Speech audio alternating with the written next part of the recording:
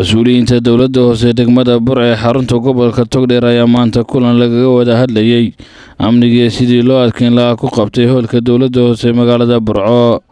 waxaana ka soo qayb galay mas'uuliyiin iyo marti sharaf badan waxaana uu horeyn ka hadlay agaasimaha iibka qandaraasyada dawladda hoose degmada Burco Bashiir Cabdi Xasan Xildhibaan Axmed Afiir iyo Siciid Aadan waxaana ka mid ah hadaladoodii ajandahan aynu sugu nimay shirkan oo kooban oo ku saabsiisan sidii aynu adkeyn lahayn una xoojin lahayn ammaanka iyo nabadgelyada waxaan kaloo wax iska oran doonaa qiimaha iyo ahmiyadda iyo faa'iidada ay nabadgelyadu inoo leedahay iyo waxyaalaha iyo dhibaatooyinka iyo khasaaraha ka dhalan kara nabadgelyo darrada hawsha ugu badan ee nabadgelyo intaan u baxnay miyi iyo magaalaba waxay ku saabsanayd badankooda dhul dhammaantood badankoodina waa si wacan baan u soo xalinay dhulka badan ee halka ku yaal ee aragtaan waanu u baxnay mid walba qarash iyo hawl iyo shidaal baanu ku bixinay annagoo gacan ka helayna ciidanka bilayska maamulka gobolka wasaaradda daaqa hawshaasi si wacan bay noogu qabsoontay nabadda waa qaali nabaddaada ku nool nabaddaada ku seexda nabaddaada ku soo toosa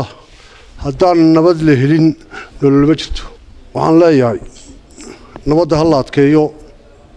dhammaantiin aynu wada adkayno gabagabadii waxaa halkaa ka hadlay xogayaha dawladda hoose degmada Burco Cismaan Maxamed Sheekh Cismaan isagoona dadweynaha ugu baaqay in la iska ilaaliyo wixii amni xumo keenaya sida seeraha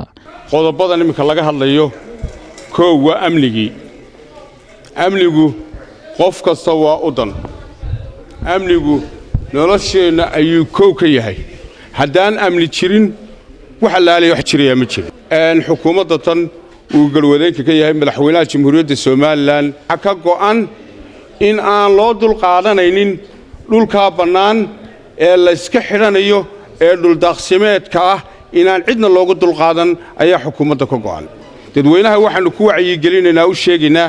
inay ka tanaasulaan inay ka waantoobaan dhulka la iska xiranayo xoolo daaqeynka ah Ibrahim Faarax Macaani Honkebel TV Burco.